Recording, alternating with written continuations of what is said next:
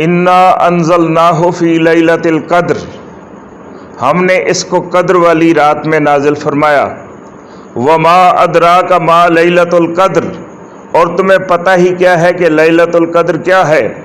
लैलतुल क़द्र खैरुम मिन अल्फ़ि शहर, लैलतुल क़द्र जो है ये 1000 महीने से बेहतर है। अब बरकत जब डाली किसी चीज़ में तो वो कितनी बड़ी हो गई कि एक रात जो है वो 1000 महीनों से बेहतर हो गई। और मेराज की रात को भी देखें कि अल्लाह ने उसमें बरकत डाली। कितना लंबा सफ़र, ज़मानी सफ़र, मकानी सफ़र मुकम्मल हो गया, रात बाकी है ना बात। तो ये बरकतें हैं। वो जब बरकत डालता है तो फिर कम मिन फ़ियतिन कलीलतिन गलबत फ़ियतन कसीरतन बिइज़्निल्लाह के छोटे छोटे लश्कर बड़ी बड़ी फौजों पर गालिब आ जाया करते हैं।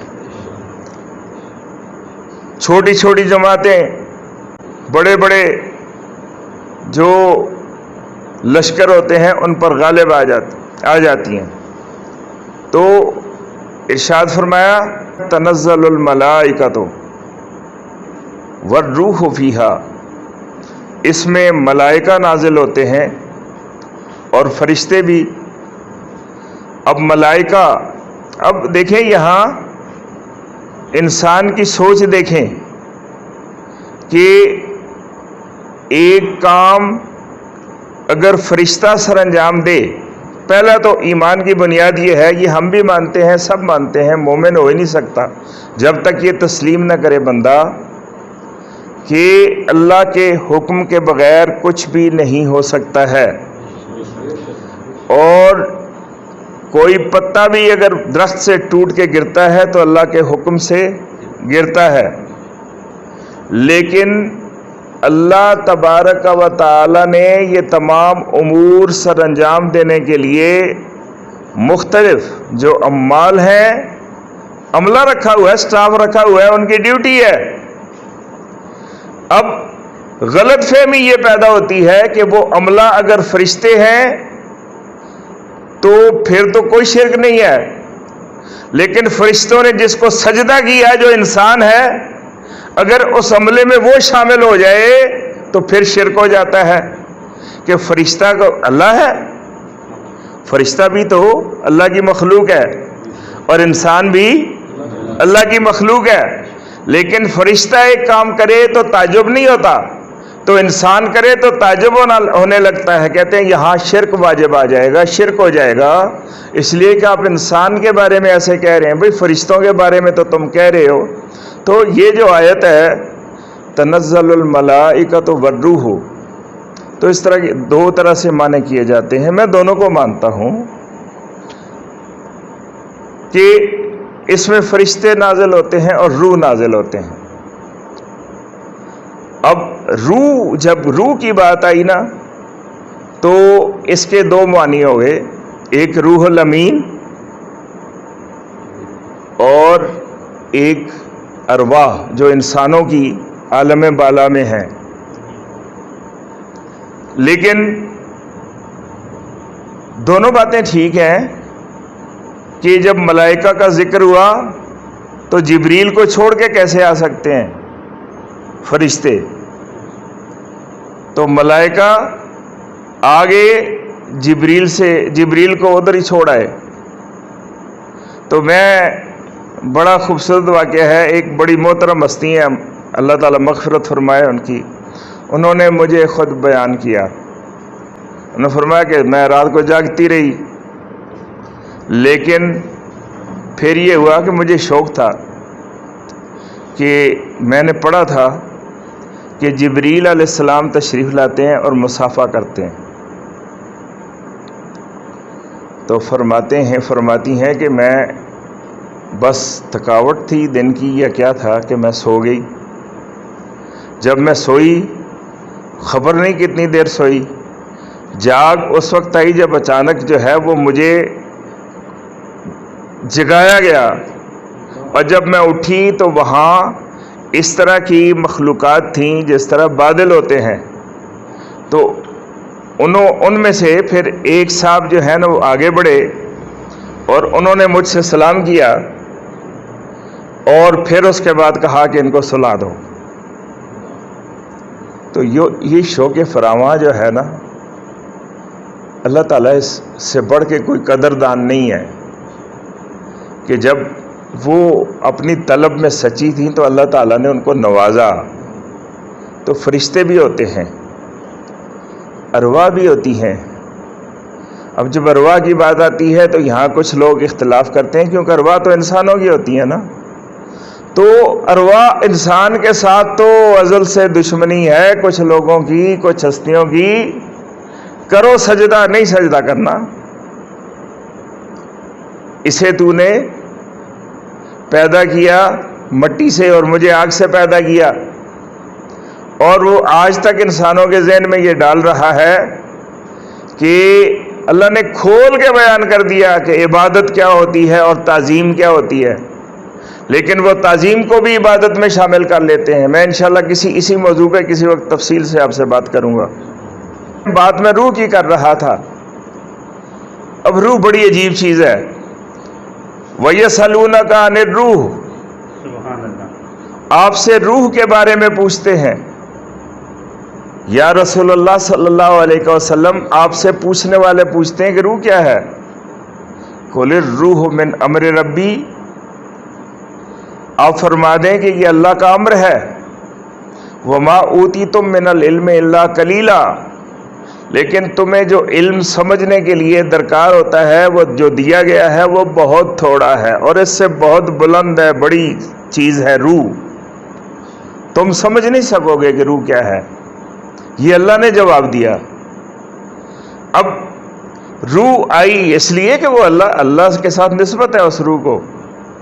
اذا نفخت فیہ من روحی فقعوا لہ ساجدین، فرشتوں جب آدم میں اپنی روح میں سے پھونک دوں تو سجدے میں گر جانا.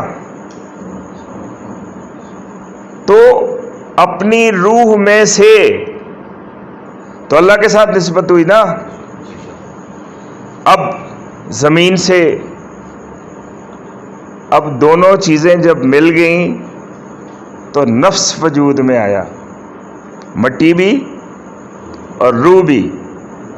اب اس میں الگ سے صفات ہیں، دونوں کی صفات موجود ہیں. مٹی کی صفات سفلی جس کو کہتے ہیں، علم بھی موجود ہیں، سفلی علوم اور روحانی علوم، اور سفلی صفات اور روحانی صفات، اور اس کے اندر طلب بھی موجود ہے. تو اگر ہم صرف جسم کی طرف توجہ دینا شروع کرتے ہیں تو روح کمزور ہونا شروع ہو جاتی ہے. اور یہ غلطی ہم اکثر کرتے ہیں. بلکہ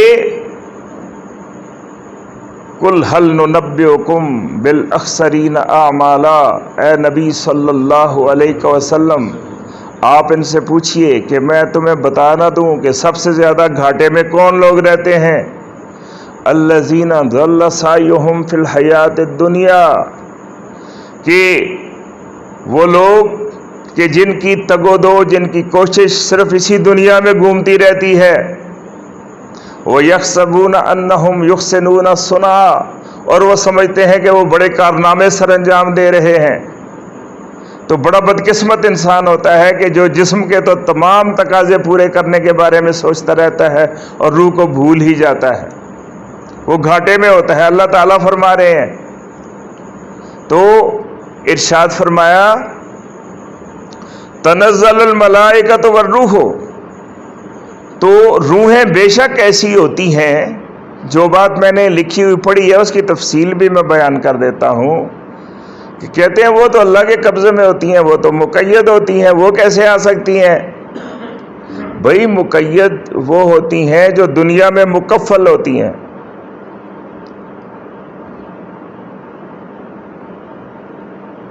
مکفل سمجھتے ہیں نا، تالا لگا ہوتا ہے، ٹیلی فون کو بھی تالا لگا ہوا ہے، ان کے پاکٹ کو بھی تالا لگا ہوا ہے، ان کے مال کو بھی تالا لگا ہوا ہے، ان کے وسائل کو بھی تالا لگا ہوا ہے. تو جو یہاں مکفل ہیں تو وہاں مقید ہیں. یہ ذہن میں رکھ رہے ہیں. لن تنالوا البر حتی تنفقوا مما تحبون. تم نیکی کے کمال تک نہیں پہنچ سکتے جب تک اس چیز کو خرچ نہ کرو جس سے تم محبت کرتے ہو. اپنی محبتوں کو جب تک اللہ کے راستے میں خرچ نہ کرو تو تم نیکی کے کمال کو نہیں پہنچ سکتے. تو محبتیں خرچ کرنے والے چھوٹے لوگ نہیں ہوتے ہیں، وہ نیکی کے کمال پر ہوتے ہیں. تو ان چیزوں میں سے مال بھی بڑی اہم چیز ہے جس سے انسان محبت کرتا ہے، اور بھی بہت سی چیزیں ہیں.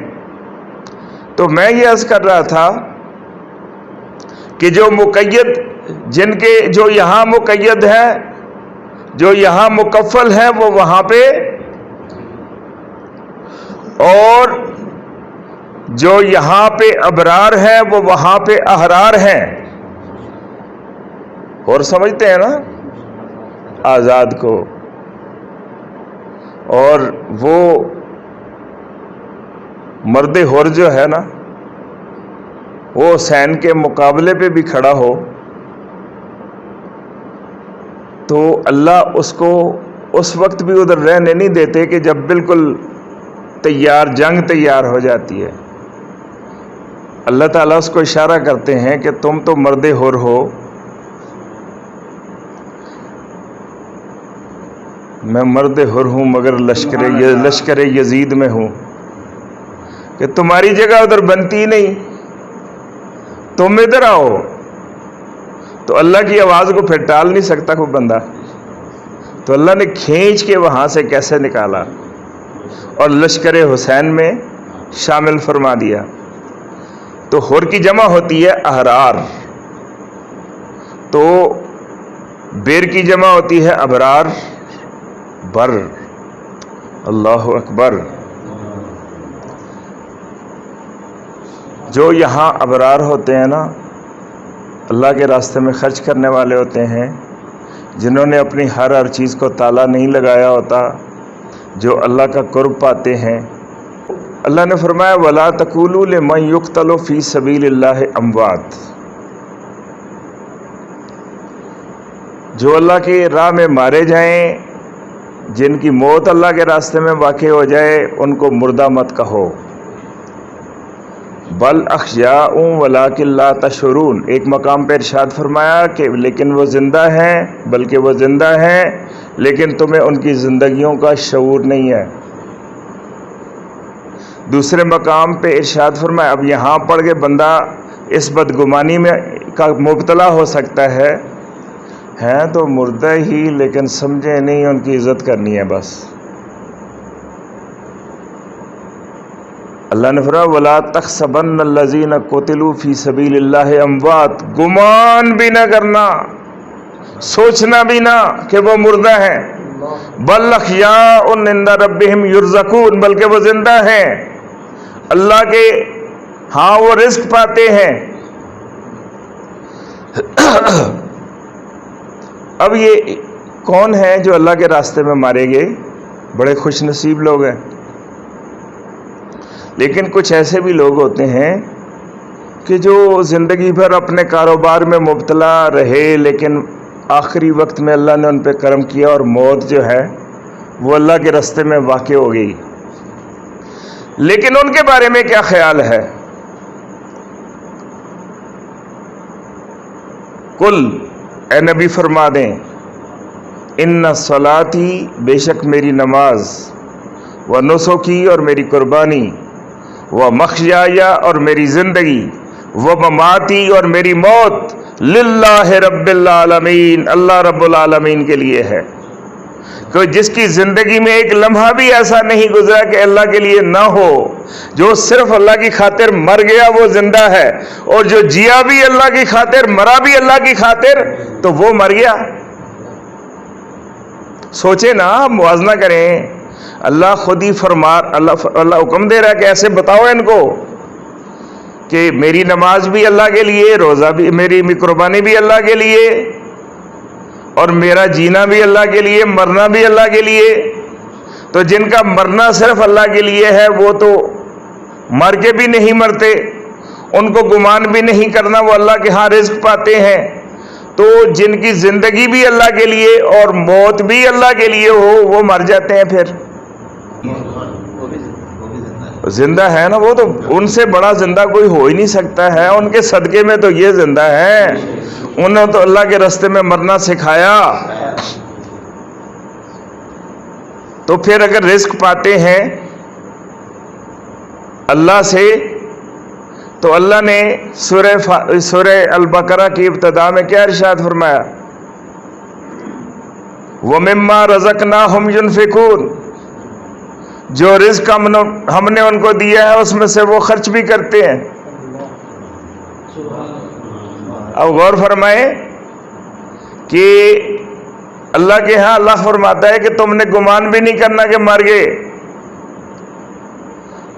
वो जिंदा है लेकिन तुम्हें उनकी जिंदगियों का शऊर नहीं है। वो तो अल्लाह के यहाँ रिज़्क़ पाते हैं, वो जिंदा हैं, अल्लाह से रिज़्क़ पा रहे हैं। और अल्लाह ने मुत्तकीन की सिफ़त ये बयान फरमाई है, वो मिम्मा रज़क़नाहुम युनफ़िकून, वो जिंदा भी हैं, अल्लाह से रिज़्क़ भी पा रहे हैं। और मुत्तकीन की सिफ़त ये है कि जो रिज़्क़ उनको मिलता है उसमें से खर्च भी करते हैं। तो ये मुकदमा मैंने आपके सामने पेश कर दिया, फैसला आप खुद ही फरमा लें।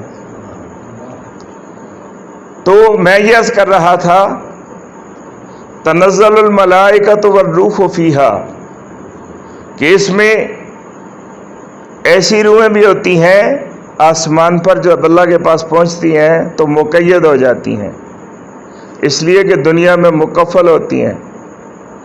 और जो अबरार होते हैं वहाँ अहरार होते हैं, वो कब के आए भी और गए भी नज़र में अब तक समा रहे हैं। वो चल रहे हैं, वो फिर रहे हैं, ये आ रहे हैं, वो जा रहे हैं। कलाम रंगी, निज़ाम रंगी, खराम रंगी, मकाम रंगी, कदम कदम पर रविश रविश पर नए नए गुल खिला रहे हैं। तो मैंने आपको बात सुनाई ना तारिक बिन ज़ियाद की। तो ये अल्लाह वालों को आज भी ख्वाब आते हैं, और उसका करम हो जाए तो फिर जागते हुए भी मुलाकात हो जाती है। तो ये उनके करम के फैसले हैं। और जब वो नवाजते हैं और वो हुक्म देते हैं, वो ड्यूटी लगाते हैं, फिर वो पूरी करवाते हैं और पूरी करने की हिम्मत अता फरमाते हैं। तो ये वो अरवाह हैं कि जो सदाबहार हैं। तो फरिश्ते भी आते हैं, अरवाह भी आती हैं। अब इस रूह से मुराद बेशक रूह अल अमीन भी हो सकते हैं, और इस रूह से मुराद उन नेक लोगों की अरवाह भी हैं कि जो अल्लाह को खुश करके यहाँ से गए हैं। नबी पाक सल्लल्लाहु अलैहि वसल्लम के रास्ते पर चलकर यहाँ से उन्होंने सफ़र तय किया है, अताअत रसूल के मकाम को पहुँचे हैं। तो ऐसे नहीं आ जाते, कुछ करने के लिए आते हैं, बेमकसद वो यहाँ पिकनिक मनाने नहीं आते। फरिश्ते भी और रूह भी बिइज़्न रब्बिहिम, अल्लाह का इज़्न लेके आते हैं, अल्लाह से लाइसेंस लेके आते हैं, अथॉरिटी लेके आते हैं। बिल्कुल डायरेक्ट जो इंग्लिश में मतलब बनता है ना इज़्न का, वो अथॉरिटी है।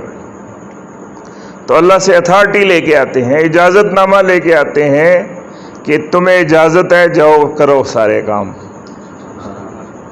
मलाइका भी और रूह भी, मिन कुल्ले अम्र, कुछ काम नहीं, मिन कुल्ले अम्र, सारे काम, साल भर के काम, फैसले कराओ, बांटाओ, तकसीम कराओ।